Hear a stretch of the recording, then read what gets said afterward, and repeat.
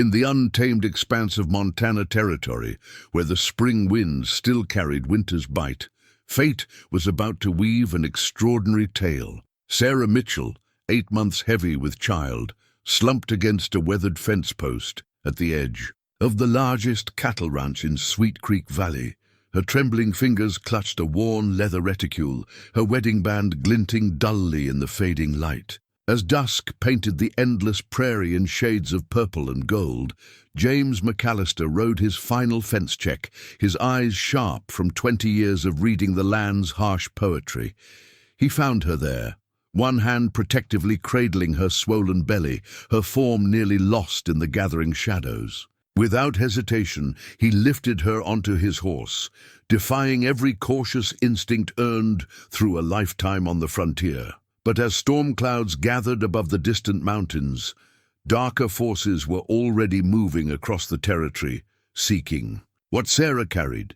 Will frontier justice and an honorable man's protection be enough to save her from the shadows of her past? Listen close, for this tale speaks of love's power to bloom even in the wild lands where only the strongest survive. Before we jump back in, tell us where you're tuning in from. And if this story touches you, make sure you're subscribed, because tomorrow I've saved something extra special for you. The McAllister brand, a distinctive running M crossed by a lightning bolt, marked more than just cattle in Sweet Creek Valley. It represented power carved from wilderness, respect earned through 20 hard years of frontier living. James McAllister had built his empire post-war, when Montana territory was still raw and untamed, and now his 12,000 acres stood as testament to a life of calculated risks and back-breaking work. The woman in his arms stirred weakly as his stallion, Thunder, picked its way through the gathering dusk. Her skin burned with fever despite the cool spring air, and her breaths came shallow and quick. The nearest doctor was in Fort Benton, 2 days' hard ride away, but James's ranch house lay just over the next rise, its windows already glowing with lamplight. "Hold fast, ma'am," he murmured, supporting her more securely as Thunder navigated the familiar trail. "We'll have you somewhere warm soon enough." His housekeeper, Mrs. Byrne, appeared on the wide veranda as they approached, her grey hair escaping its usual tight bun. In 20 years of service, she'd developed an uncanny sense for trouble brewing. "Sweet mercy," she breathed, taking in the scene. "Samuel, fetch hot water and blankets." The young stable boy materialized from the shadows, his eyes wide at the sight of his employer cradling an unconscious woman. But he knew better than to waste time with questions, darting off to do Mrs. Byrne's bidding. "She's with child," James explained as he dismounted, keeping his precious burden steady. "Found her by the west boundary. Fever's got her good." Mrs. Byrne's weathered face set with determination. "The blue room, then, closest to the kitchen, and I just aired it yesterday." She hurried ahead, her skirts rustling against the polished floorboards. The blue room had been James's mother's favorite, its walls painted the color of summer skies. Now it served as the ranch's finest guest chamber, though visitors were rare. This far from civilization, James laid the woman gently on the brass bed, while Mrs. Byrne efficiently removed her worn boots and outer garments. "Poor lamb's been walking far," the housekeeper observed, noting the state of the stranger's feet. "And in her condition," she clucked disapprovingly. "Send Bobby for Doc Wilson," James ordered, stepping back to let Mrs. Byrne work. "He should be at the Jensen place, seeing to their boy's broken arm." "Already done, sir. Samuel's older brother rode out the moment he saw you coming in with company." Mrs. Byrne's efficiency was legendary in 3 counties. "Now, begging your pardon, but you need to step out while I tend to the lady proper." James retreated to his study, where a half-finished glass of whiskey still sat from earlier. Through the window he could see his ranch hands gathering for the evening shift change. News would spread fast. It always did in cattle country, but he trusted his people. They were good men, chosen as much for their discretion as their skill with horses and rope. The stranger's reticule sat heavy in his coat pocket. He hadn't wanted to leave it where it might get lost in the confusion, but now he hesitated. A man of honor didn't go through a lady's personal effects, but if she carried something that might help them know who to contact. The leather bag held little enough: a small coin purse with barely enough silver to buy a meal, a carefully folded handkerchief embroidered with the initials SM, and a folded paper that made James's breath catch. Military orders, dated 6 months prior, authorizing one Captain Thomas Mitchell to investigate supply irregularities at Fort Shaw. A soft knock interrupted his examination. "She's settled, sir," Mrs. Byrne reported, entering with an empty medicine bottle. "I've given her the last of my willow bark tea for the fever. She's still burning up something fierce, but she's young and strong." "Did she wake at all?" "Just long enough to take the tea. Called out for someone named Tom." Mrs. Byrne's sharp eyes fell on the papers in James's hands. "Found something, did you?" "Her name's Mitchell, Sarah Mitchell, if this handkerchief speaks." "True, and her husband." James set the orders aside carefully. "Well, that's a matter that might need more looking into."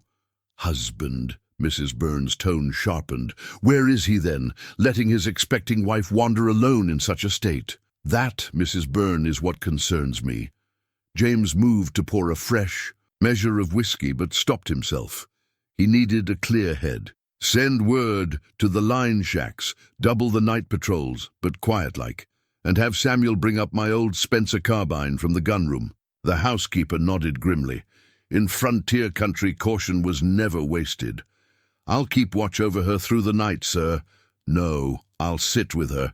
You've done enough for now." James's tone brooked no argument. "But first, I need you to dig out Mother's old Bible. If Mrs. Mitchell wakes, I want her to see something familiar and comforting." As Mrs. Byrne's footsteps faded down the hallway, James studied the military orders again.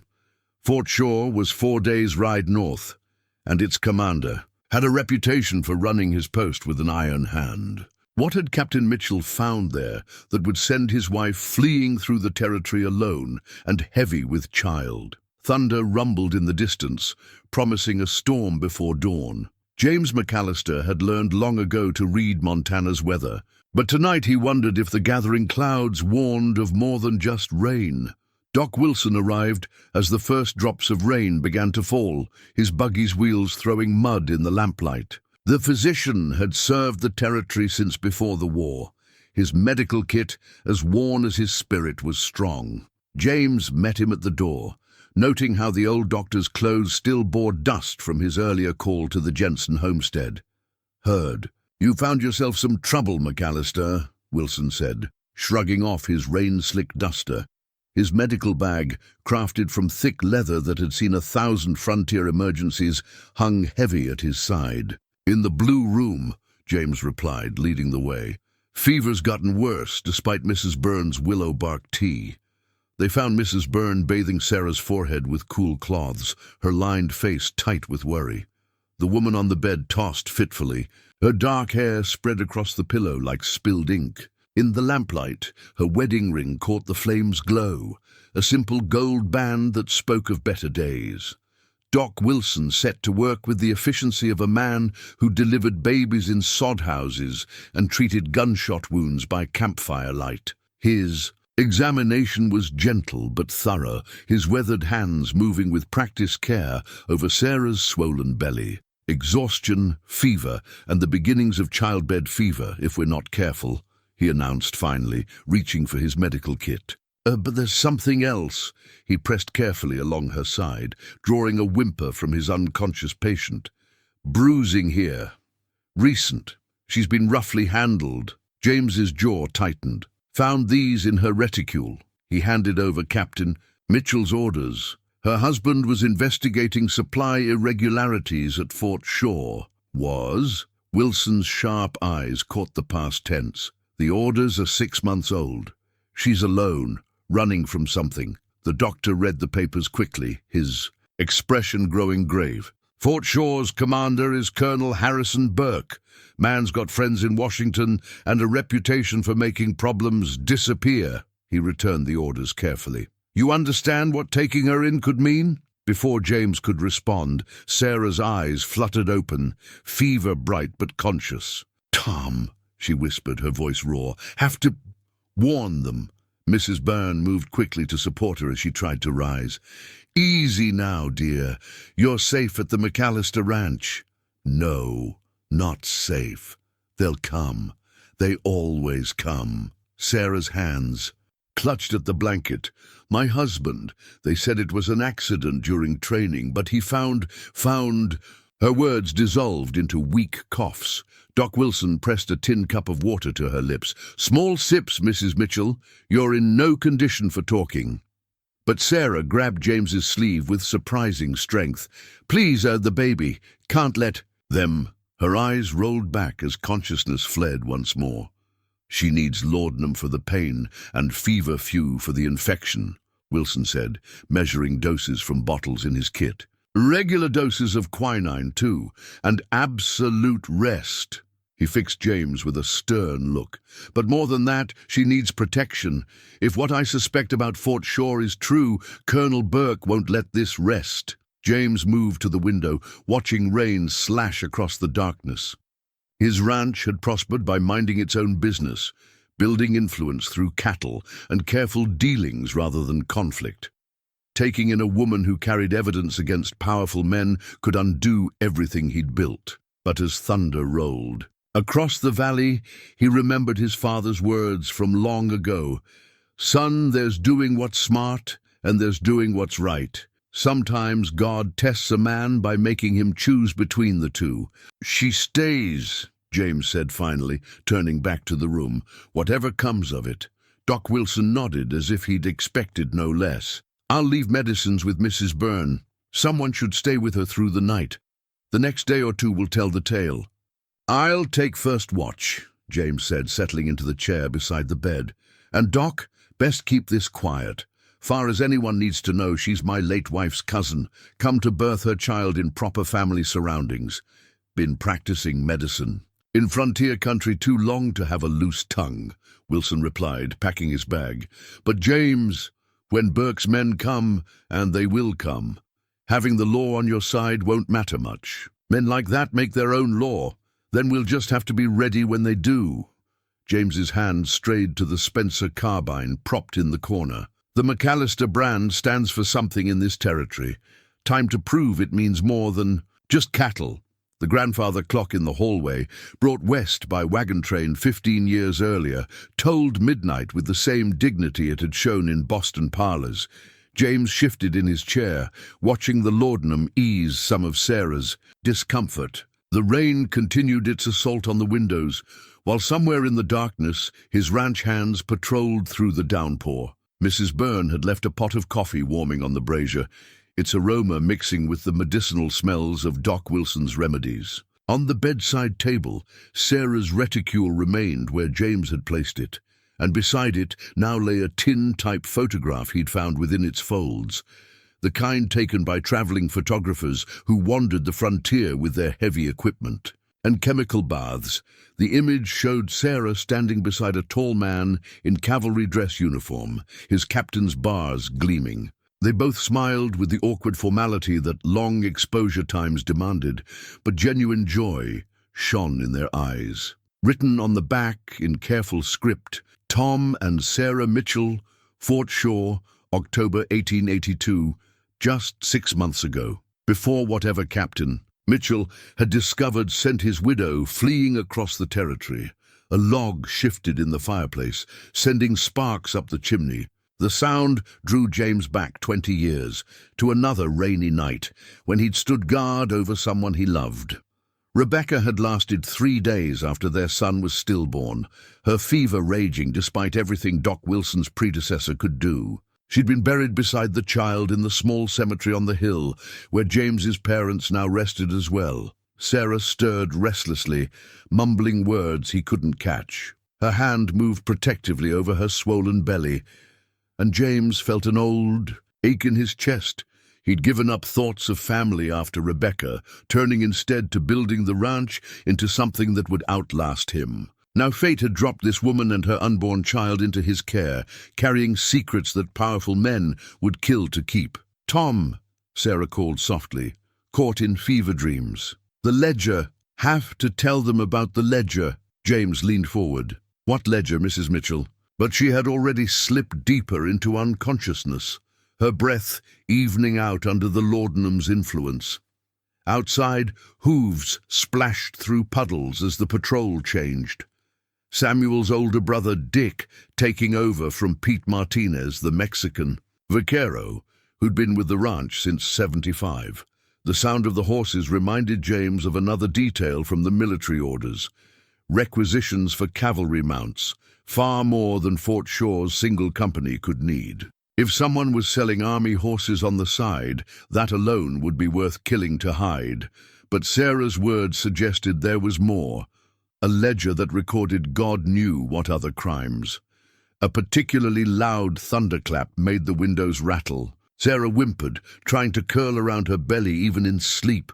Without thinking, James reached out to smooth the damp hair from her forehead, the way he remembered doing for Rebecca. "Easy now," he murmured. "You're safe here." The touch seemed to calm her. In the lamplight, with her features relaxed, she looked young, too young to be carrying such dangerous burdens. But there was strength there, too, in the determined set of her jaw and the way she'd pushed herself to near death, protecting her unborn child. Mrs. Byrne appeared like a ghost in the doorway, carrying fresh coffee and cornbread still warm from the evening's baking. She took in the scene, the tintype, James's protective posture, Sarah's quieter rest, and nodded to herself. "Get some rest, Mr. McAllister," she said softly. "I'll watch over her till dawn." But James shook his head. "I'll see this night through." He accepted the coffee but waved away the bread. "When she wakes, she'll need to know she's not alone anymore." Mrs. Byrne's expression softened. In 20 years, she'd never remarried after losing her Thomas in the war, devoting herself instead to running James's household. She understood about grief and duty and the peculiar healing power of helping others. She chose well, collapsing at your fence line, the housekeeper said simply. Then she was gone, leaving James to his vigil as the storm raged on. He studied Sarah's face in the wavering lamplight, wondering what secrets she carried besides the obvious ones. But more than that, he wondered why, after all these years of carefully minding his own business, he felt so certain about risking everything to protect her. First light crept through the rain-washed windows, painting the blue room in pearl grey. Shadows. Sarah's eyes fluttered open, confusion clouding her features as she took in the unfamiliar surroundings. The fine cotton sheets and solid wooden furniture spoke of wealth, while a worn Bible on the bedside table suggested comfort and respectability. "Easy now," James said softly, noting how she instinctively pressed one hand to her belly. "You're at the McAllister Ranch, about 40 miles south of Fort Shore."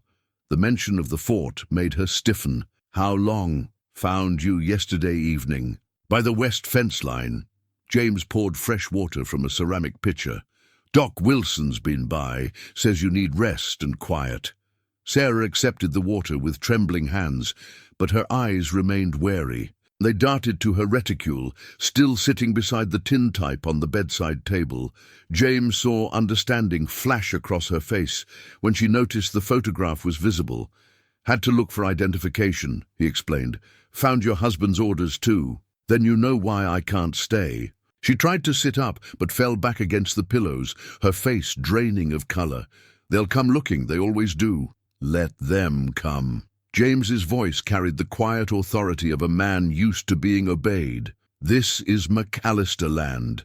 Man's got a right to offer shelter to his wife's cousin, especially in her condition." Sarah blinked. "Your wife's—" "That's the story we're putting about. Unless you'd prefer to tell the territory how your cavalry captain husband died investigating corruption at Fort Shore." The bluntness of his words made her flinch, but something like relief crept into her expression. "You believe me then? About Tom's death not being an accident? Believe a post commander would kill to hide his crimes?" James settled back in his chair. "Saw enough during the war to know some men wear uniforms to hide their true nature. Question is, what did your husband find that was worth killing for?" Before Sarah could answer, Mrs. Byrne entered with a breakfast tray. The aroma of fresh bread and eggs filled the room, making Sarah's stomach audibly rumble. The housekeeper clicked her tongue disapprovingly. "Food first," she declared, setting up the tray with practiced efficiency. "Secrets and schemes can wait until after you've got something proper in your belly." Sarah managed a few bites before speaking again. "There's a ledger," she said quietly. "Tom found it hidden in the quartermaster's office. It shows everything: weapons sold to renegade bands, horses traded to mining companies, supplies that disappeared heading south to the reservation agencies." James's jaw tightened. He'd seen the effects of those disappeared supplies in the hungry faces of the Blackfeet children when their winter rations never arrived. "The ledger names names," Sarah continued. "Not just at Fort Shaw, but all through the territory, men in high places taking bribes to look the other way." Her hand moved to the simple gold cross hanging from her neck. "Tom hid the evidence where they'd never think to look. Said if anything happened to him, I should take it to the territorial marshal in Helena." "Why didn't you?" "I tried, but they were watching the marshal's office."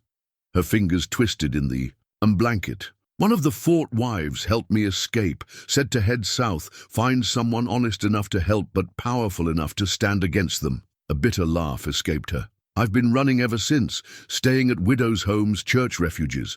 But they always seemed to find me, until now." James stood, moving to check the grounds through the window. His ranch hands were already about their morning duties, though he noted they kept their rifles closer than usual. "Territory's a big place, Mrs. Mitchell. Easy for a woman to disappear on a ranch this size." "Sarah," she said softly, "if I'm to be your wife's cousin, you should use my Christian name." Their eyes met, an understanding passing between them. She was offering trust, but more than that, she was accepting his protection, his plan to shield her under the respectability of family connections. "James," he replied with a slight nod, "though most folks hereabouts just call me McAllister." A crash of breaking glass from downstairs shattered the moment. Mrs. Byrne's voice raised in protest, followed by the heavy tread of boots on the stairs. Sarah went pale, her hand flying to her throat where the cross hung. James moved swiftly, positioning himself between the bed and the door. His hand found the Spencer carbine as voices approached down the hallway. Whatever was coming, they'd find the McAllister brand stood for more than just cattle. The boots on the stairs belonged to Marshal Daniel Cooper, his territorial star catching the morning light as he entered the room. Behind him, Mrs. Byrne wrung, her apron in distress over the broken vase below. "McAllister?" Cooper nodded, removing his hat. Rain still dripped from his oilskin duster. "Mighty early for a social call. Had word from Fort Shaw," the marshal continued, his weathered face grave. "They're saying a woman took sensitive military documents. Pregnant widow of a cavalry officer." His eyes settled on Sarah. "Description matches your guest here." James kept his position between Sarah and the door, though he lowered the Spencer slightly. 20 years of friendship with Cooper had taught him to read the subtle signs. The marshal wasn't here to arrest anyone, at least not yet. "Interesting timing," James said carefully. "Not many know I've got company. Doc Wilson's girl mentions, and things to her beau. Beau works telegraph office." Cooper shrugged. "News travels fast in small places." Mrs. Burns straightened her apron. "I'll fetch coffee for the marshal." "No need, Martha." Cooper raised a hand. "Best I don't know too much about what's in this room. But McAllister," he lowered his voice. "2 men rode in last night. Army credentials, but they're not acting like any officers I've known. Been asking questions all over Sweet Creek." Sarah's soft voice carried from the bed. "What color was their horses?" "Ma'am? Their horses. Were they riding a black and a bay, both with army brands?" Cooper's eyes narrowed. "That they were, Captain. Reed and Lieutenant Morris." Sarah's hands twisted in the blanket. "They're Colonel Burke's personal hunters. They tracked me through 3 counties last month." "That's so?" Cooper's hand moved unconsciously to the Colt at his hip. "Interesting, since they claim to be from the territorial governor's office." James got the marshal's meaning. Men lying about their authority weren't likely to be on official business. Dan, James said quietly, you remember that business in 75? With the rustlers trying to use army papers to move stolen cattle? Cooper nodded. Slowly. The incident had ended with 3 dead rustlers and a disgraced cavalry officer who'd been selling blank military documents. Seems to me, James continued, a marshal might need to verify any military credentials carefully, take his time about. Idrit might at that. Cooper replaced his hat. Could take days to confirm things properly with Helena, especially with the telegraph lines being so unreliable lately. Sarah sat straighter, understanding dawning in her eyes. Marshal, my husband. Ma'am, Cooper interrupted gently. Right now, I don't know anything about any husband. Far as I'm concerned, you're McAllister's kin. Come to birth your child in proper family surroundings. He turned to James. Though if I were a rancher with a lady relative in a delicate condition, I might want to keep my men close to home. Never. Know when trouble might ride up? After Cooper left, Mrs. Byrne brought coffee and fresh biscuits. Her movements were brisk, but her eyes were worried as she checked Sarah's fever. Those men the marshal mentioned, Sarah said once they were alone again. They'll know I'm here by nightfall. Let them know. James broke a biscuit in half, considering his next words. Ranch this size, lots of places papers might be hidden. Could take weeks to search it all, even if they had the right to try. Which they don't, Sarah finished, understanding. Not without the marshal's cooperation. And Dan Cooper's known for being mighty particular about proper procedures. James allowed himself a small smile.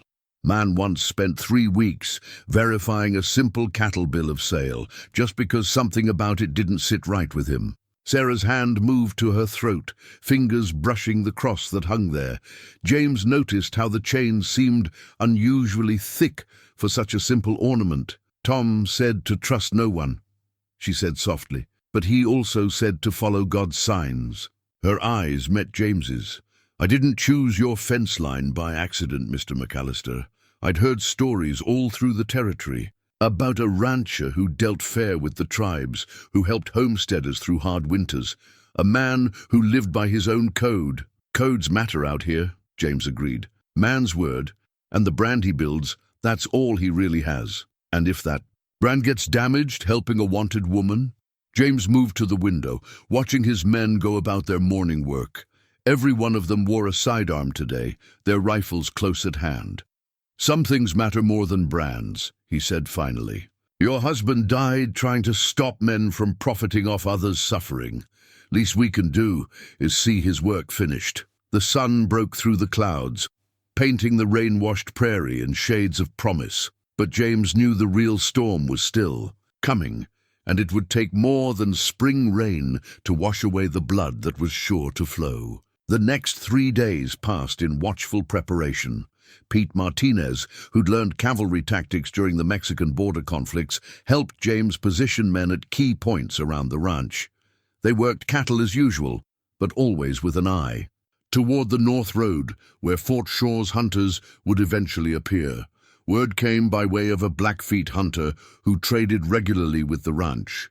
2 riders matching Reed and Morris's description had been asking questions at the trading post near Fort Shaw, their manner causing enough concern that the post's owner had sent runners to warn friendly ranches. James took his evening meal in Sarah's room, where she'd grown stronger under Mrs. Byrne's care. The housekeeper had found her a proper dress from the trunks in the attic, one of Rebecca's that needed only slight alterations to accommodate Sarah's condition.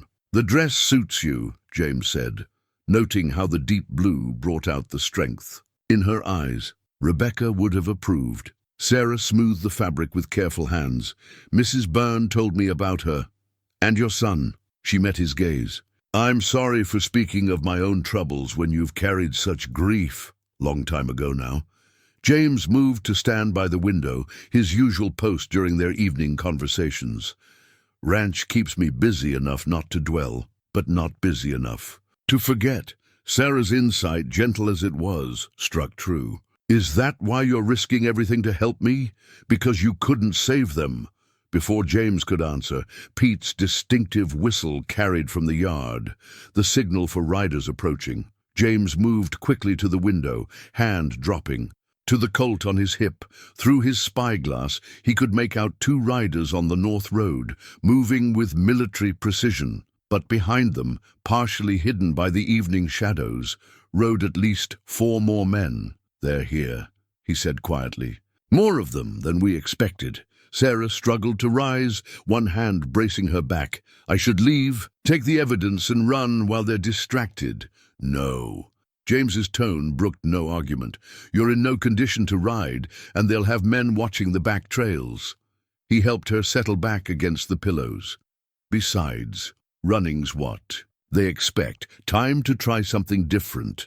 A soft knock announced Mrs. Byrne.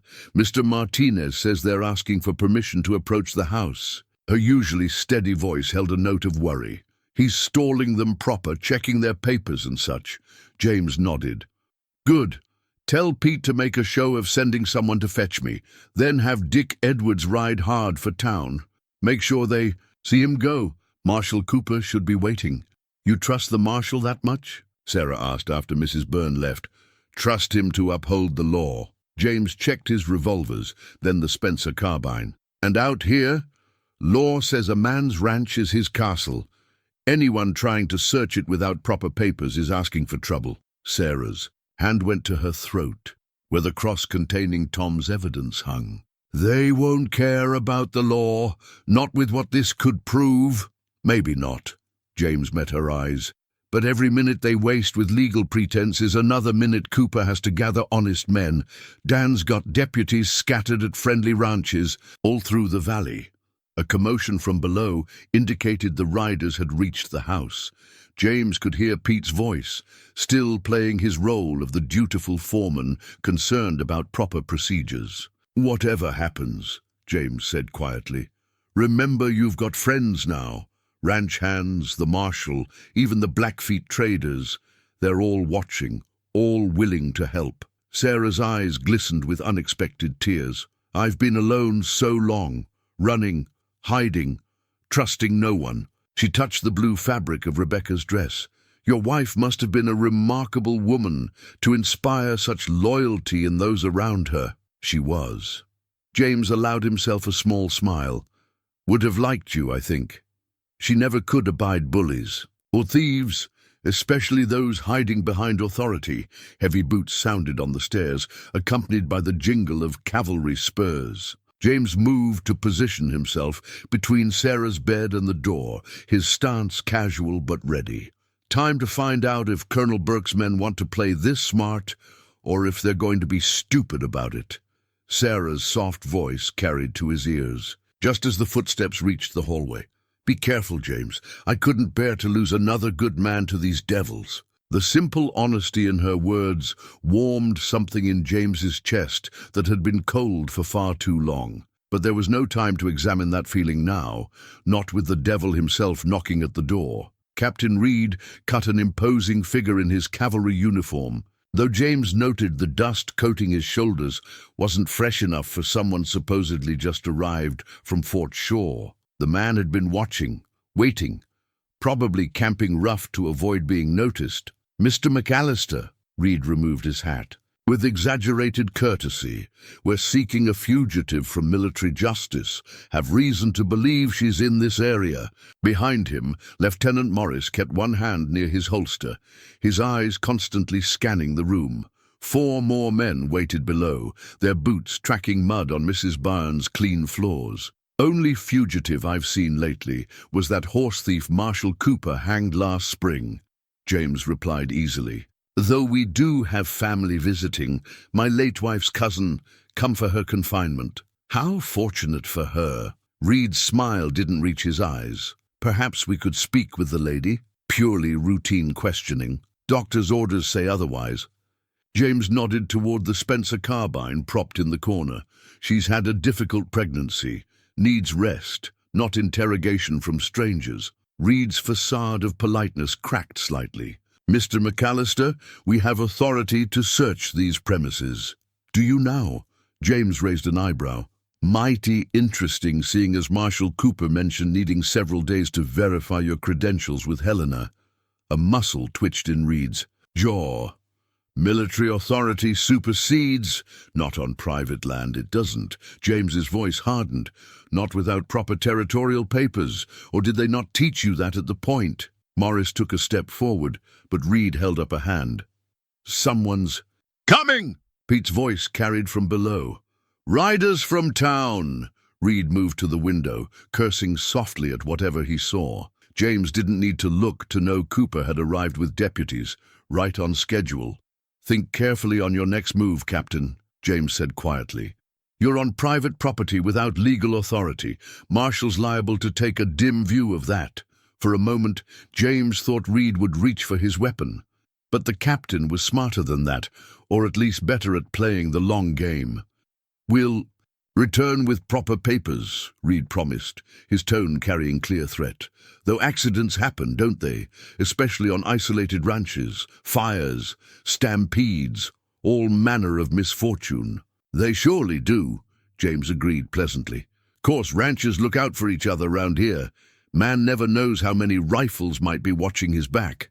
After they departed, Sarah's relief was palpable. They'll be back, yes. James helped her stand, noting how she trembled slightly. Which is why we're moving you somewhere safer. Something my grandfather built during the Indian Wars. He pressed a hidden catch in the wood paneling, revealing a door so cleverly constructed that the seams vanished when closed. Beyond lay a room roughly 15 by 20 feet, with a small window overlooking the valley and a narrow passage leading to the old root cellar. My father improved it during the war, James explained, showing her the ventilation system and the cleverly hidden privy. Said you never knew when good folks might need hiding from bad authority. Mrs. Byrne had already prepared the space with a bed, chairs, and basic necessities. A small stove provided heat and cooking space, while shelves held enough provisions. For weeks, it's perfect, Sarah breathed, taking in the practical comforts, but surely they'll search for hidden rooms. Let them search. James smiled slightly. Grandfather was clever about construction. Every tap on these walls sounds solid. Even got a false panel in the library to distract them. Looks suspicious but leads nowhere. Sarah sank into a cushioned chair, one hand rubbing her lower back. How long will we have? Couple days at least. Cooper's good at finding problems. With paperwork. James checked the hidden doors mechanism again. By then, we'll have more friends gathered. Ranchers don't cotton to military men exceeding their authority. And if gathering friends isn't enough, James met her worried gaze steadily, then we'll remind them why the army was never able to tame this territory. Too many places for good folks to hide. Too many people willing to help them hide. Mrs. Byrne appeared with an armload of blankets and Sarah's few possessions. Doc Wilson's been told where to find you if needed. And I've laid false clues about you taking the evening stage south. Sarah touched the older woman's arm in gratitude. I don't know how to thank you all. Stay alive, James said simply. Keep yourself and your little ones safe. That's thanks enough. As he helped Sarah settle into her new sanctuary, James couldn't help noticing how right she looked there. Not like a fugitive hiding, but like a frontier woman standing her ground. The thought warmed him even as he worried about the battles yet to come. Night settled over the ranch like a wool blanket, bringing with it the peculiar silence that comes before trouble. James sat with Sarah in the hidden room, examining the contents of her cross by lamplight. The clever compartment contained not paper, which could be bulky and conspicuous, but a tiny key. Tom said it opens a strongbox, Sarah explained, her fingers twisting in her lap. Hidden in the last place they'd look. He was so careful, my Thomas. Said a man couldn't trust paper alone, not with lives at stake. Smart man, James agreed, studying the key's unusual notches. What lives? Sarah's face grew haunted. The Indian. Agencies were supposed to receive winter supplies, blankets, food, medicine, but they never arrived. 23 children died at the Blackfeet camp alone. She touched her belly protectively. Tom couldn't let it stand. Not with our own child. Gumming. The supplies were being sold instead, to mining camps mostly. The blankets meant for Indian children, keeping miners warm while they dug gold from treaty lands. Her bitter laugh held no humor. The mine owners paid in gold dust, clean, untraceable. The ledger shows it all, names, dates, payments. James, who thought of the Blackfeet hunter who'd warned them about Reed and Morris, how many of his people had suffered for other men's greed. Tom found the strongbox, Sarah continued, her voice dropping. Followed the quartermaster one night, but he wasn't the only one watching. She drew a shaky breath. They killed the quartermaster first, made it look like a drunken fall from his horse. Then they came for Tom, but not before he got you the key. Sarah nodded. He knew they were closing in, had everything ready. The key, the escape plan, even letters to newspapers explaining everything. But he needed proof they couldn't bury. Her hand went to her throat where the cross usually hung. Said if anything happened, I should take it all to Judge Matthews in Helena. He was the only one Tom trusted completely. Matthews is dead, James said quietly. 2 months back. They're saying cholera, but God in heaven. Sarah's face went pale. Then there's no one left. There's us. James's voice carried quiet conviction. Ranch hands, Marshal Cooper. Honest folks all through the territory. Your husband died trying to protect people who couldn't protect themselves. We'll see it finished. A soft knock at the hidden door made them both tense, but it was only Mrs. Byrne with evening coffee and news. Riders spotted up north, she reported, setting down the tray. Pete thinks they're watching the road to Helena, testing any wagon that passes. James nodded grimly. They know the evidence exists. They're making sure it never reaches anyone who matters. There's more, Mrs. Byrne added. Marshal Cooper sent word. They've got their search warrant signed by Judge Conway. Conway? Sarah's hand flew to her mouth. His name is in the ledger. He signed orders allowing the quartermaster to redirect supplies. Course he did. James's jaw tightened. Man's got 3 mines up near Fort Shaw. Probably been paying in gold dust for years. The implications settled heavy in the room. A corrupt judge meant legal protection was no longer certain. Even Cooper would have to tread carefully now. James, Sarah's voice was steady despite her obvious fear. I can't ask you to risk more. These men, they've killed everyone who stood against them. Your ranch, your people, already decided. James met her gaze firmly.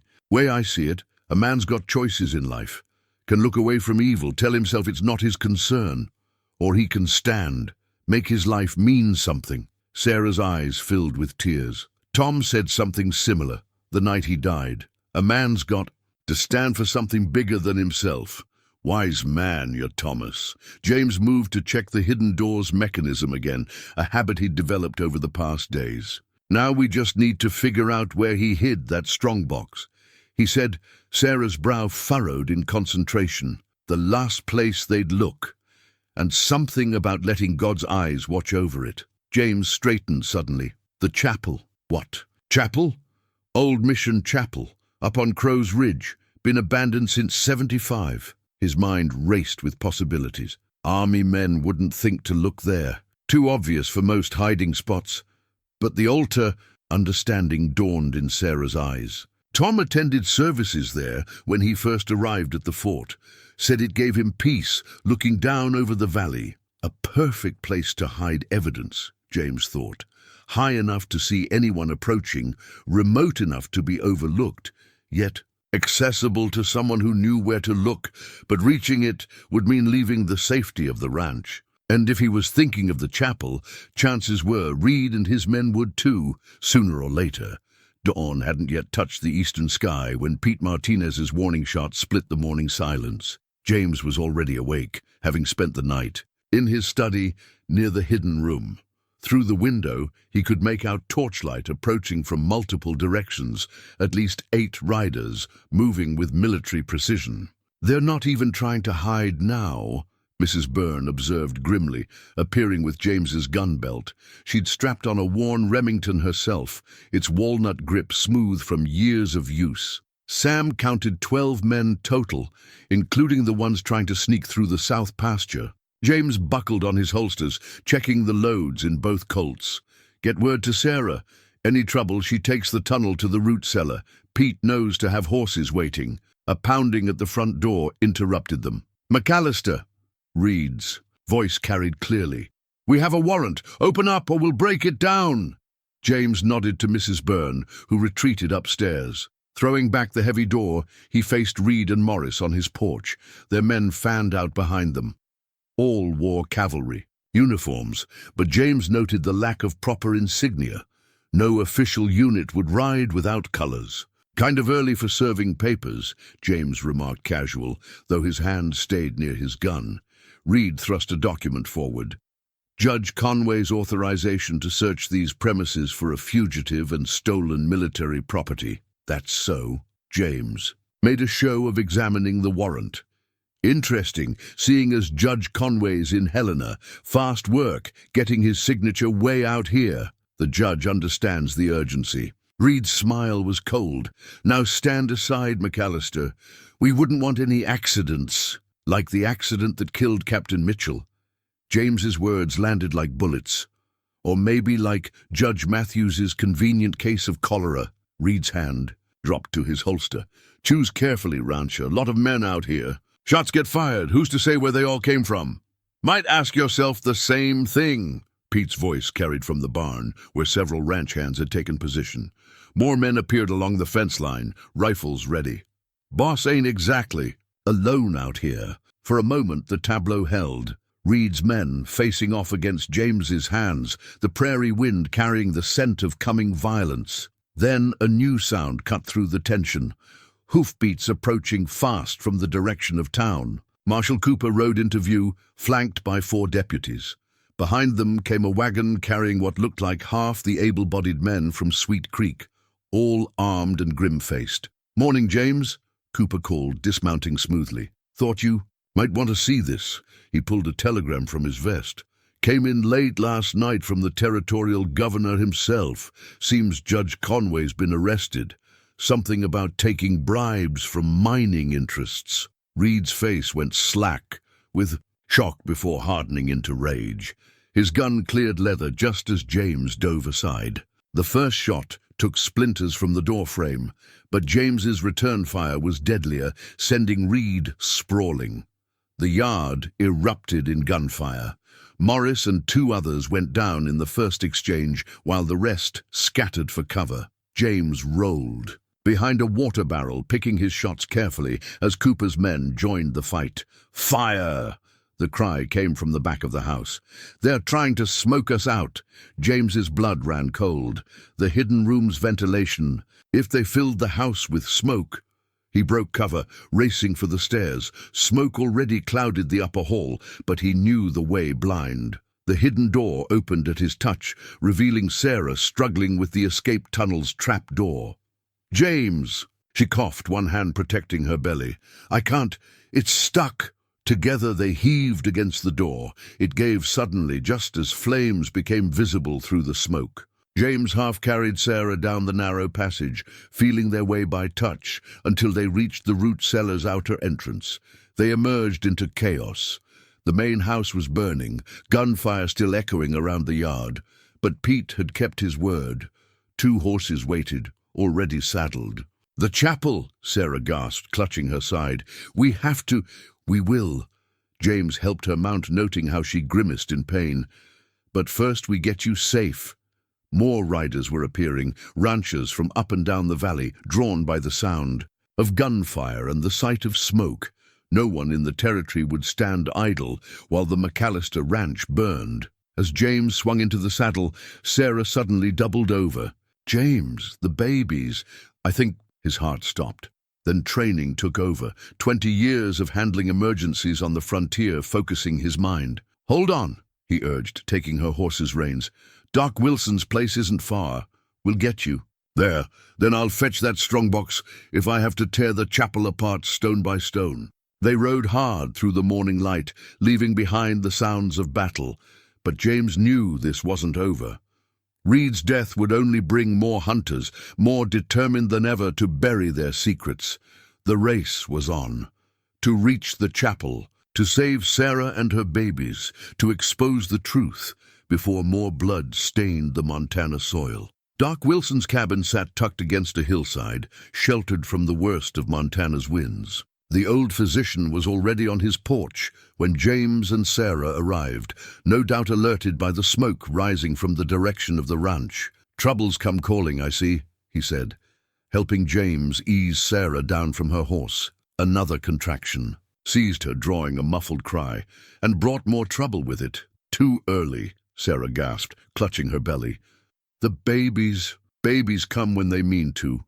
War or no war." Wilson's weathered hands were gentle as he guided her inside. "Martha sent word you might need me. Had my wife heat water and gather supplies."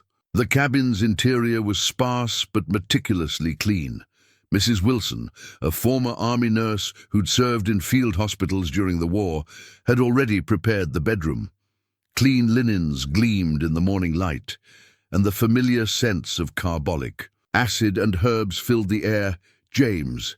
Sarah grabbed his sleeve as another pain took her. "The chapel, the strongbox." "We'll wait," he said firmly. "Babies first." Doc Wilson's wife appeared with clean towels and a determined expression. "Out with you now, Mr. McAllister. This is women's work." But Sarah wouldn't release his sleeve. "No, stay close, please." The doctor and his wife exchanged glances. It wasn't proper, but frontier medicine often ignored propriety in favor of necessity. "Pull that screen across," Mrs. Wilson ordered, indicating a folding partition. "You can stay on the other side, Mr. McAllister, close enough to hear, but maintaining decency." The next hours passed in a blur of waiting and worry. Sarah's labor progressed faster than anyone expected, her body perhaps driven by the morning's stress. Through the screen, James could hear the doctor's quiet instructions, mixing with Sarah's pained breathing. "You're doing fine, Mrs. Wilson." Encouraged. "First baby's presenting properly. Won't be long now." James paced the small space, his thoughts divided between Sarah's struggle and the chapel on Crow's Ridge. The strongbox hidden there contained enough evidence to bring down not just Colonel Burke, but dozens of corrupt officials throughout the territory. Men who'd profited from others' suffering, who'd killed to keep their secrets. A sharp cry from Sarah snapped his attention back. "Something's wrong," she gasped. "Different from before." "Breach," Wilson said tersely. "Second baby's turned wrong." "Sarah, listen carefully. When I tell you to push..." James's hands clenched helplessly as Sarah's next cry carried more fear than pain.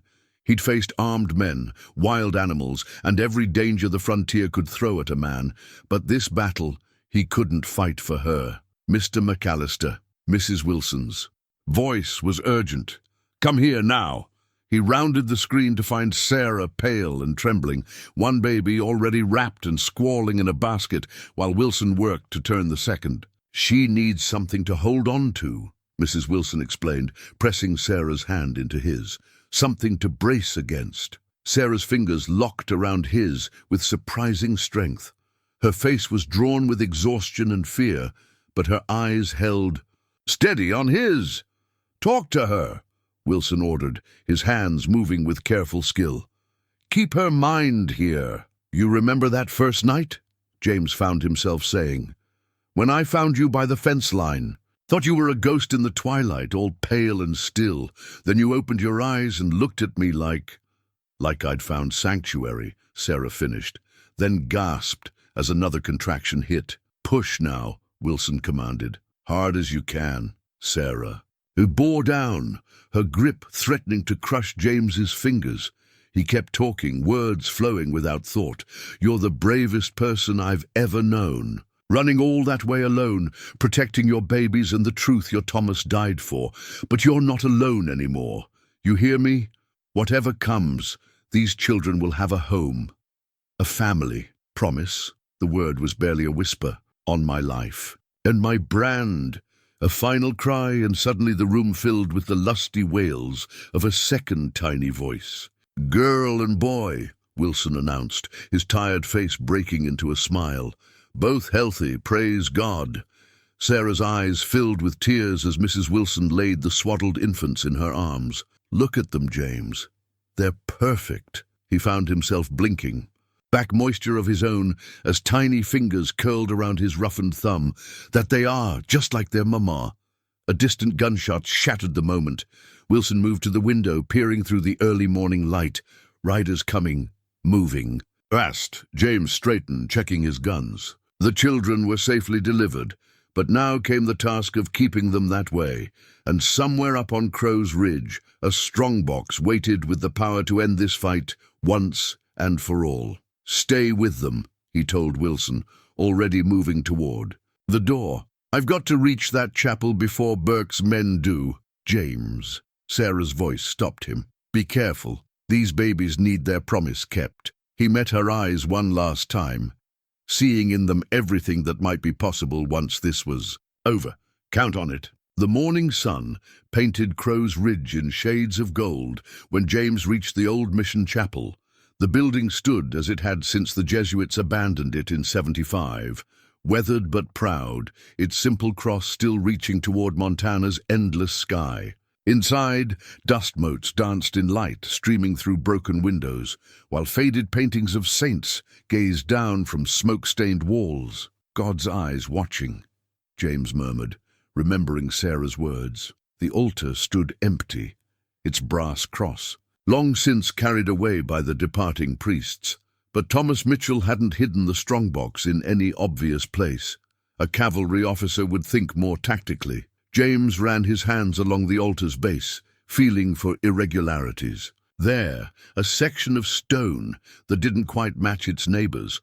Working quickly with tools from his saddlebags, he extracted the block to reveal a small iron box. Sarah's key turned smoothly in the lock.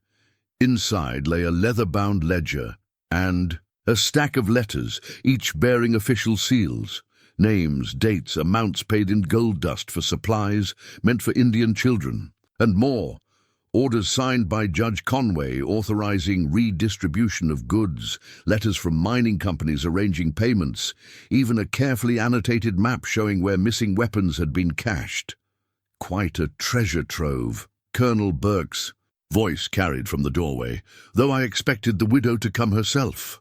James turned slowly. Burke stood framed in morning light, flanked by two men James didn't recognize. All three held revolvers, trained steady. Mrs. Mitchell's occupied, James replied evenly. Just delivered twins, boy and girl, both healthy. Something flickered in Burke's eyes, regret perhaps, or memory of his own humanity. But it passed quickly. The children complicate things, but I'm sure suitable arrangements can be made. Orphanages are always eager for new charges. James's hand stayed well away from his gun. 3 against 1 were poor odds, especially with them already drawn. Mighty cold, threatening babies. This is bigger than any of us. Burke stepped forward, his cavalry boots echoing on the chapel's stone floor. The territory's expanding, mining, railroads, progress itself. It all requires flexibility in how things are done. Flexibility. James's voice hardened. That what you call letting Indian children freeze while you sold their blankets for gold? Resources have to be properly allocated. Burke's tone suggested he'd rehearsed these justifications many times.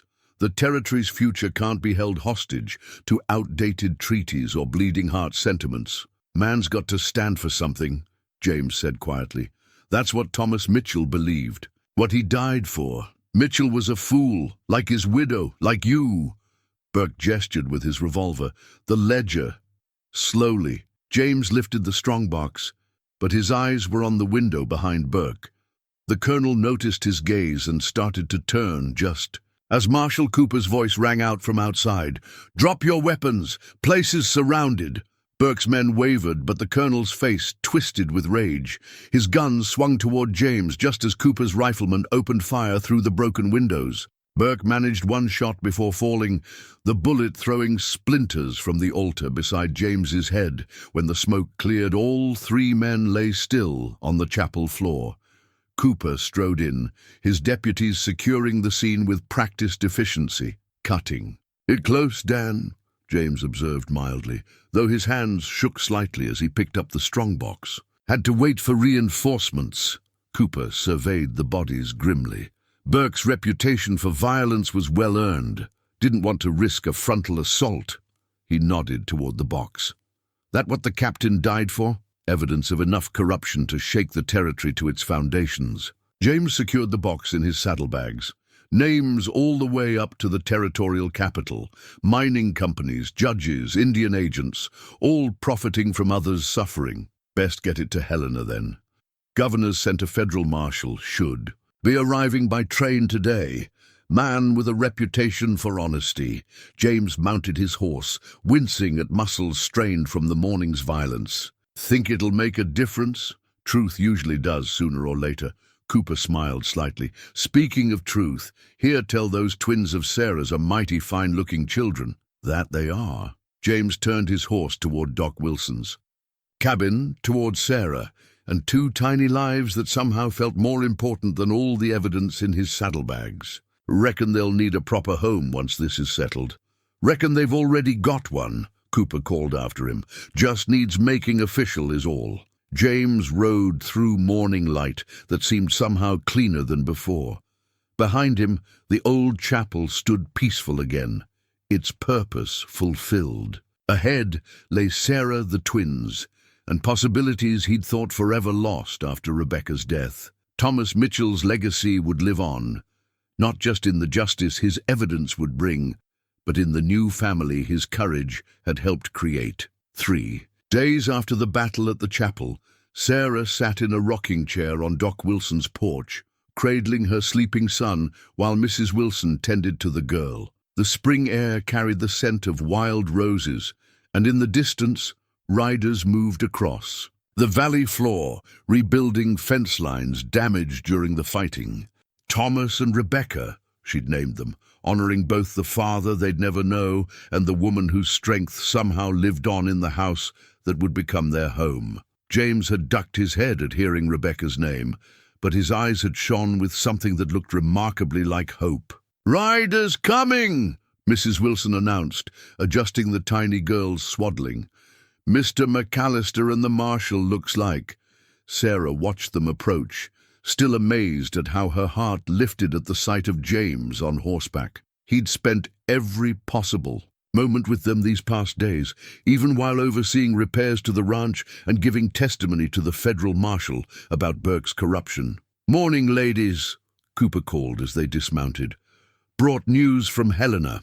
James took the porch steps 2 at a time, pausing to brush a gentle finger across little Thomas's cheek. The baby stirred, but didn't wake, comfortable in his mother's arms. "Governors received the evidence," Cooper continued. "Federal investigators are already moving on the mining companies. Judge Conway's singing like a bird, trying to save his own neck." "And the Indian agencies?" Sarah asked. The fate of the reservation families had weighed heavily on her mind. Knowing winter wasn't far off, new agents been appointed, man named Running Eagle, first Blackfeet to hold the position. Governors ordered immediate delivery of all back. Supplies with interest. Sarah closed her eyes in relief. Tom's death hadn't been in vain. The children he'd tried to protect would have warm blankets next winter. "There's more," James said quietly.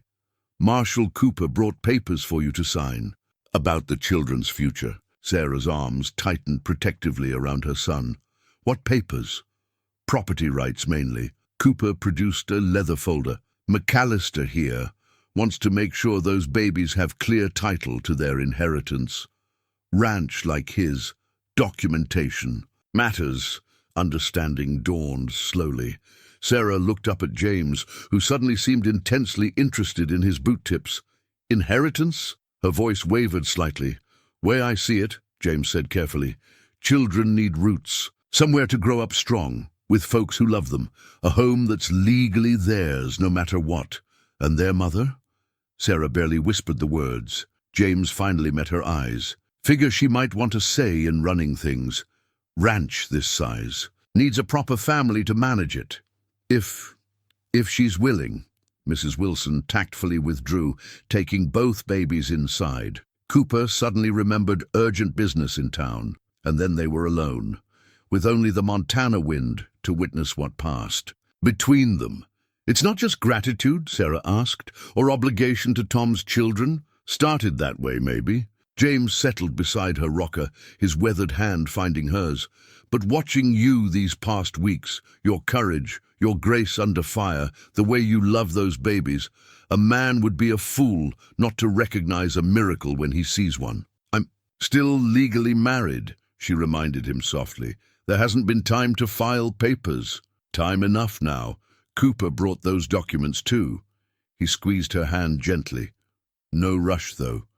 Children need time to grow strong. So do other things, if they're tended right." A comfortable silence settled between them, broken only by the distant sound of hammering as the ranch slowly rebuilt. Sarah thought of Tom, of his passionate belief in justice and his final sacrifice to protect the helpless. He'd want his children to have this, a home, a family, a future secured by love rather than duty. "The ranch hands," she said finally.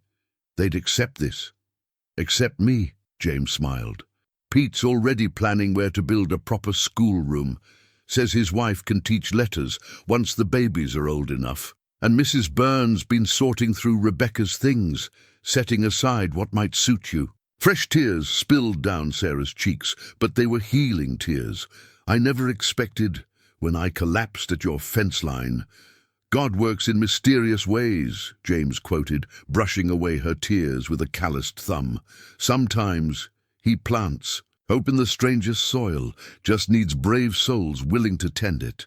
From inside came the first angry wails of a hungry baby. Sarah started to rise, but James was already on his feet, offering his arm with old-fashioned courtesy. "Allow me, ma'am," he said formally, though his eyes twinkled. "Reckon I'd best start practicing this family business proper." Together, they went to tend their miracles, while outside, Montana's endless sky promised a future as wide and free as their love. The message arrived with a Blackfeet trader as Sarah and James were overseeing repairs to the ranch house. 1 month had passed since the twins' birth, and the smell of fresh-cut lumber mixed with the sweet scent of wild roses Sarah had planted along the new front porch. "Ryder gave me this at dawn," the trader said, handing James a crumpled paper.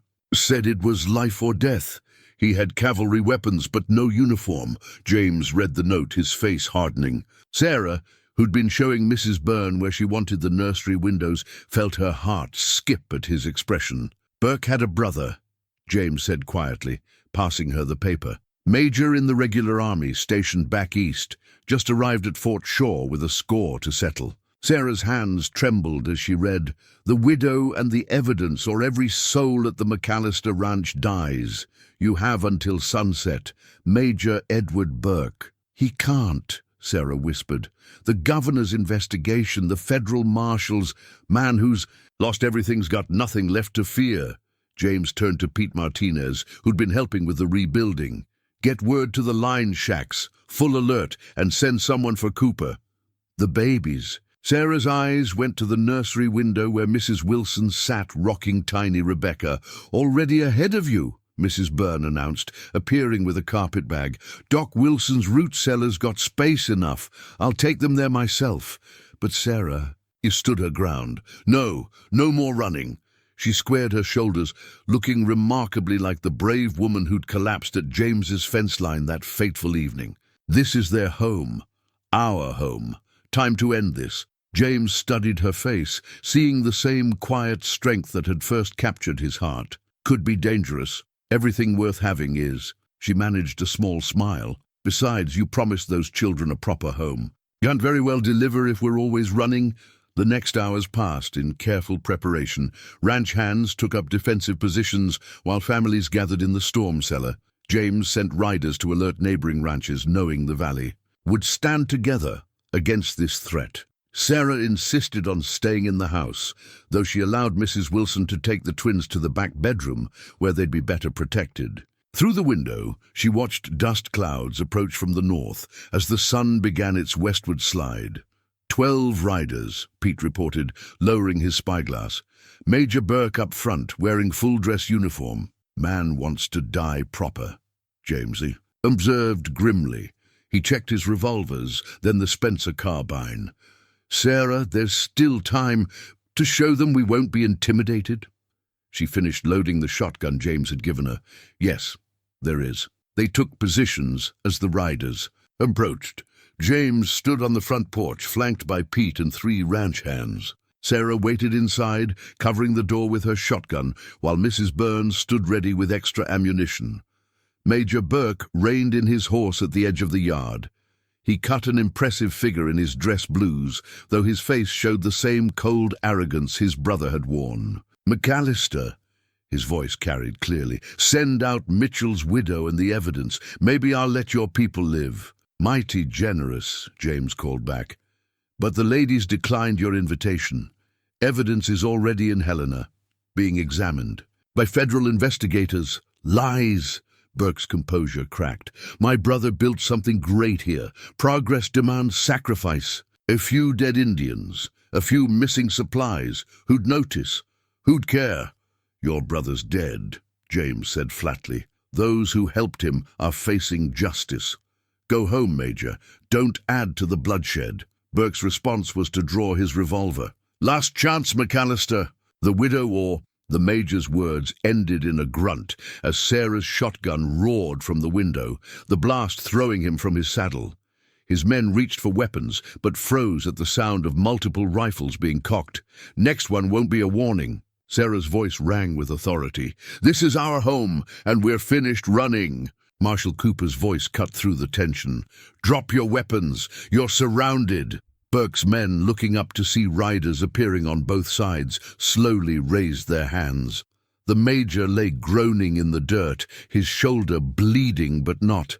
"I'm fatally wounded. Decent shooting," James commented as Sarah joined him on the porch. "Where'd you learn that?" "Tom taught me." She smiled sadly. "Said a frontier wife needed to handle more than just a cooking pot." Cooper approached, already pulling out handcuffs. "Federal marshals gonna love this. Attempted murder, conspiracy, threatening civilians. Major Burke's looking at a firing squad."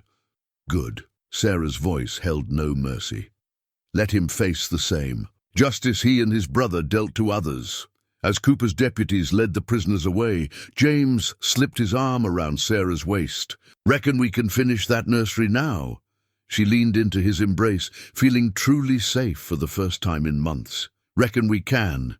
Those babies need a proper place to grow up." Behind them, as if on cue, came the sounds of their children awakening. Together they went to tend to the new life they'd fought so hard to protect, leaving the ghosts of the past behind at last. Dawn broke over the valley as Marshal Cooper's men secured the last of Burke's riders. The Major himself sat propped against a wagon wheel, his shoulder bandaged by Doc Wilson, who'd arrived moments after the shooting stopped. Sarah's blast had torn through muscle, but missed anything vital, as she'd intended. "Found these in their saddlebags," Pete reported, dropping a bundle of papers at James's feet. "Orders signed by the territorial governor himself, authorizing Major Burke to resolve the situation by any means necessary." "Forged," Cooper said, examining the documents. "Governors in Helena overseeing the investigation, but it shows how deep this goes. Burke had friends in the government printing office." Sarah watched from the porch as Cooper's deputies began loading prisoners into wagons for the journey to Fort Shore's stockade. The twins slept peacefully inside, unaware of how close violence had come to their new home. "You'll hang for this." Burke spat as Cooper helped him into the prison wagon. "All of you. I have friends." "Had friends," James corrected quietly. "While you were riding here, federal marshals were arresting conspirators all through the territory. Your brother's empire is finished. You think this ends with us?" Burke laughed bitterly. "Progress can't be stopped by bleeding hearts and Indian lovers. The territory's changing. Men like you clinging to outdated notions of honor. You'll be swept aside. Maybe." Sarah stepped forward, her voice carrying clearly in the morning air. "But our children will know the difference between progress and theft, between justice and murder. That's worth any price." "Your husband was a fool," Burke sneered. "Died for nothing but..." The crack of James's fist against Burke's jaw echoed. Across the yard, the major slumped unconscious as Cooper slammed the wagon door. "Been wanting to do that myself," the marshal admitted. "Man never does know when to quit talking." As the wagon train departed, Sarah felt the tension of the past months finally begin to ease. James's arms slipped around her waist, supporting her as she swayed slightly with exhaustion. "Got something to show you," he said softly. "Been waiting for the right moment." He led her to his study, where the morning sun streamed through new glass windows. On his desk lay a stack of papers. "Freshly arrived from Helena? Property deed," he explained, showing her the first document. "Putting the ranch in both our names once things are official between us. And here," he handed her another paper. "Judge Matthews may be gone, but he left this with Cooper before. He died. Your marriage dissolution, all signed and proper, just needs filing." Sarah's hands trembled as she read. "How long have you had these?" "Cooper brought them yesterday. Seemed right to wait until all threats were handled." James's weathered hand covered hers. "No pressure, mind. Just wanted you to know everything's proper and legal whenever you're ready." A cry from the nursery interrupted her response. Both babies were awake now, demanding attention with healthy lungs. James watched as Sarah's face softened at the sound. "Reckon that's my cue to fetch more firewood," he said, moving toward the door. "Give you time to think on things." James, her voice stopped him. "I don't need time. Tom once told me that love isn't just emotion, it's choice.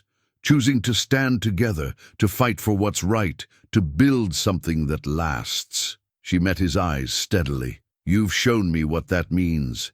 Every day since you found me at your fence line."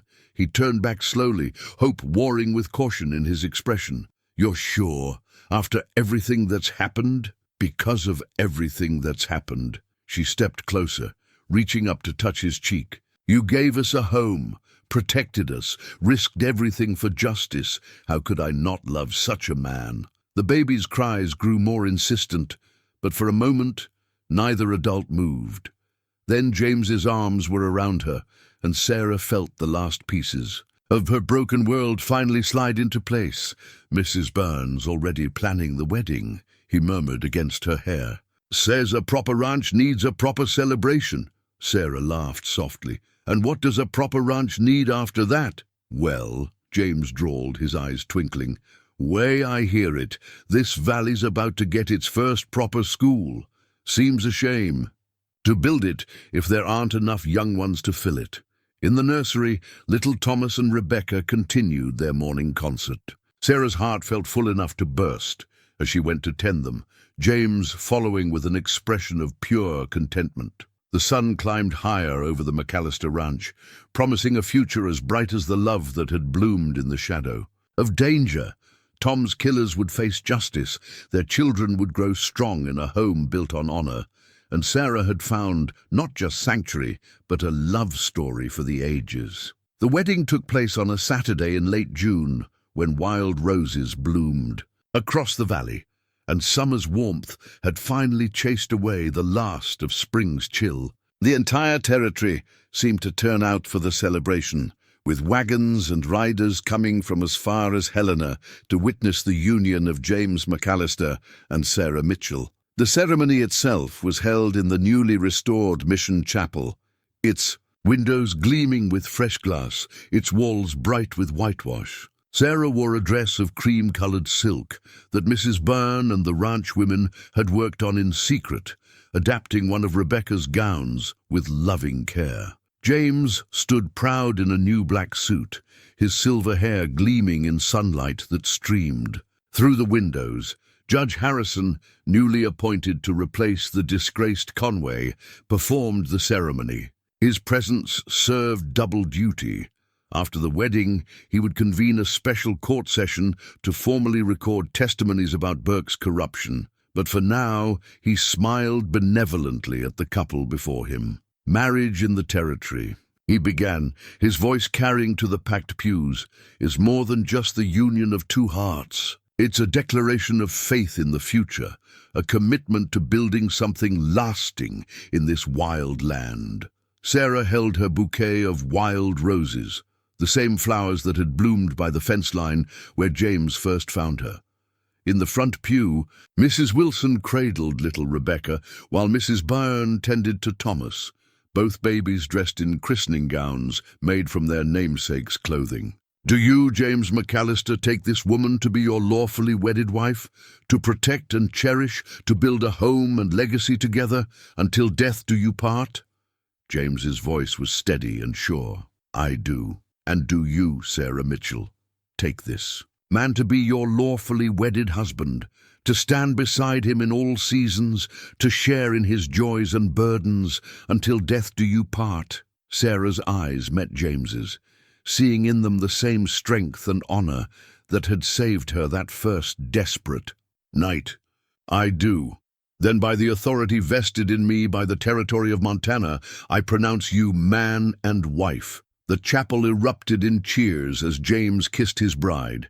Pete Martinez led the ranch hands in firing a joyful salute outside, while the women dabbed at tears with lace handkerchiefs. The celebration moved to the ranch, where tables groaned under the weight of food contributed by every family in the valley. Beef from McAllister herds, pies and preserves from neighboring farms, even fresh fish brought by Blackfeet traders who'd come to honor the man who'd helped save their children. Marshal Cooper raised the first toast. "To justice," he said simply, "and to love that blooms even in dark times." As the sun began to set, Judge Harrison gathered key witnesses in James's study. One by one they gave sworn testimony about Burke's crimes, the stolen supplies, the murdered captain, the corruption that had nearly destroyed so many lives. Sarah's evidence, combined with their statements, would ensure that no one involved would escape punishment. "The territorial governor sends his personal congratulations," Harrison told them afterward, "and his promise that the Indian agencies will never again be used for private profit. He's appointed Running Eagle as his special advisor on tribal affairs." Later, as fiddles played and couples danced in the yard, Sarah stood with James on their new porch. The twins slept peacefully inside, while all around them the community celebrated not just a wedding, but the triumph of justice over greed. "Happy?" James asked softly, his arm warm around her waist. Sarah leaned into his embrace, watching Pete teach his children a Mexican dance, while Mrs. Byrne served her famous apple pie to a group of admiring ranch hands. "More than happy," she replied. "Grateful. When I first ran, I never dreamed I'd find not just safety, but a real home. A family." Speaking of family, James nodded toward the yard, where Doc Wilson was deep in conversation with the judge. "Wilson's retiring next year. Says the territory's offering land grants to folks willing to start proper schools. Thought maybe we could donate that parcel by the creek." Sarah's heart swelled. A school would mean more families settling nearby, more children for the twins to grow up with, a real community built on the foundation of justice Tom had died protecting. "I love you," she said simply, turning in his arms. "For your heart, Your Honor, everything you are." James's kiss was gentle, but filled with promise. "Welcome home, Mrs. McAllister." Above them, stars began to appear in Montana's endless sky, while below, their gathered friends and family celebrated the love that had bloomed from tragedy. Tomorrow would bring new challenges, but tonight was for joy, for gratitude, for the simple miracle of hearts finding their way home. Autumn painted the valley in rich golds and browns as Sarah stood on the porch of the schoolhouse, watching the first students arrive on horseback and in wagons. The building, constructed through a summer of community effort, stood proud near the creek, its bell tower reaching toward the Montana sky. James had insisted on doing things properly, hiring a real architect from Helena to design a structure that would serve generations. 2 classrooms, a library space, and living quarters for the teacher upstairs made it the finest school in 3 counties. Sarah had added her own touches, large windows to let in natural light, a fenced garden for teaching children about growing things, and a stable to shelter the students' horses. "Quite a sight, isn't it?" Pete Martinez's wife Maria approached, carrying a slate board and primers.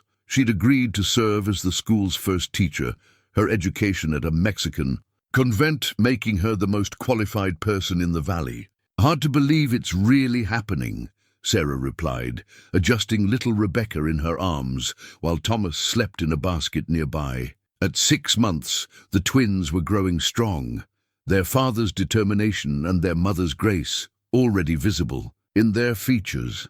The sound of hoofbeats announced James's arrival.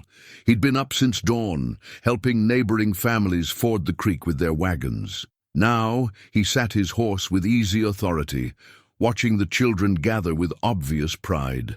23 students enrolled, he announced, dismounting, including 4 from the Blackfeet families who've settled near Running Eagle's new trading post. Sarah's heart warmed at this evidence of changing times. Under Running Eagle's leadership, relations between settlers and tribes had improved dramatically. The new trading post, built on former Fort Shore land, served as a bridge between cultures. "Mighty fine morning for beginning something new," Marshal Cooper observed, riding up with his own children in tow. He'd moved his family closer to the ranch, building a proper house now that the territory had appointed him senior marshal for the entire region. The school bell rang out across the valley for the first time, its clear tone carrying promise on the autumn air. Sarah watched the children file inside, their faces bright with excitement and nervousness.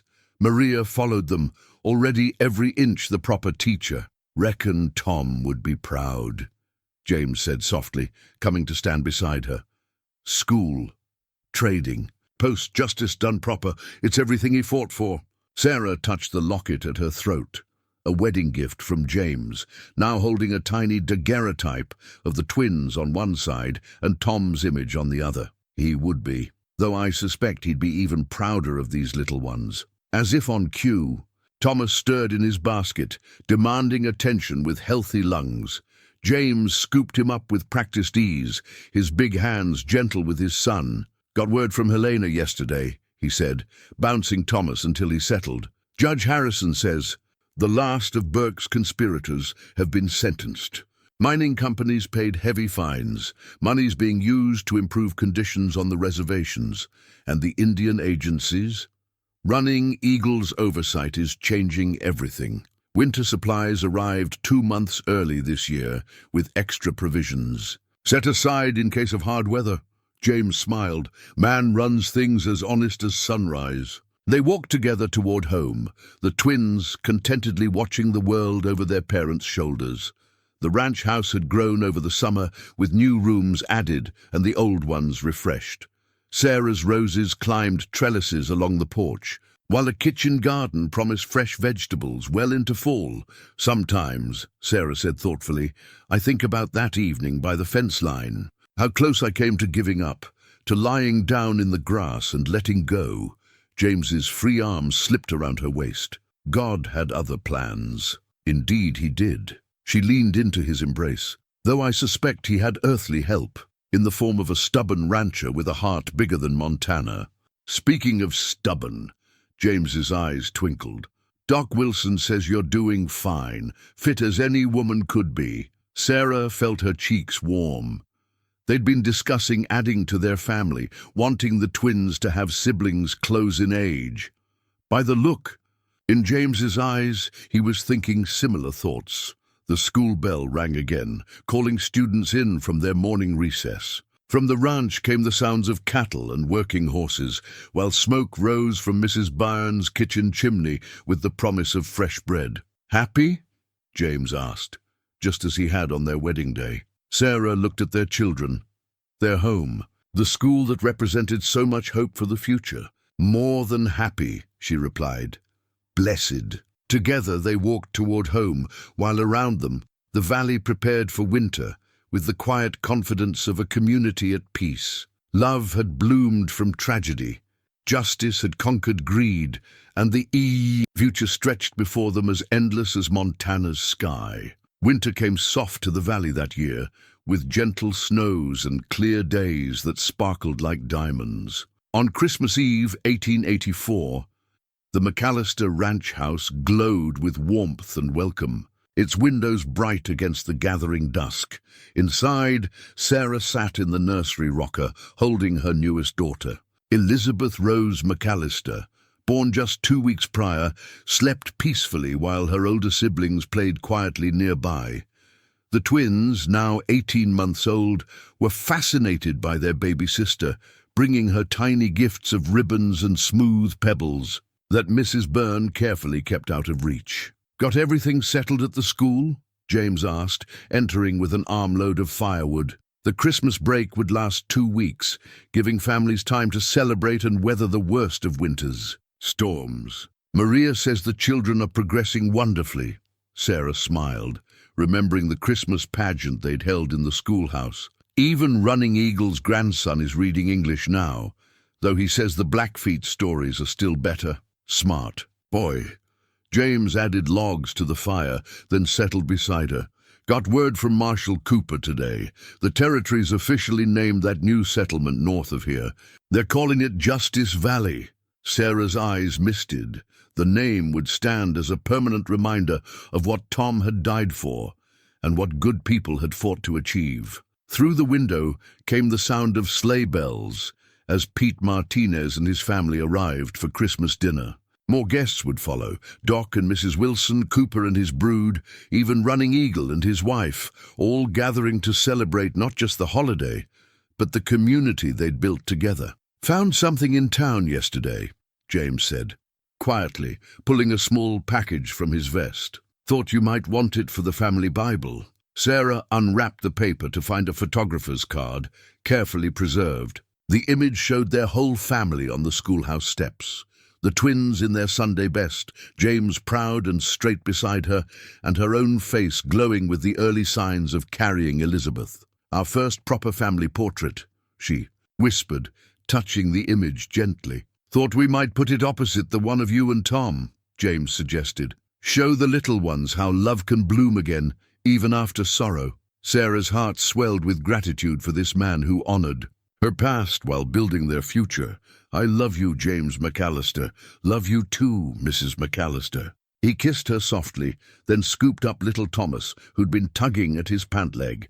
"Now reckon it's time we got ready for company." The house soon filled with friends and family, their voices mixing with children's laughter and the scratch of sleigh runners on snow. Sarah looked around at the life they'd built, the home that had grown from sanctuary to celebration, the love that had bloomed from tragedy to triumph.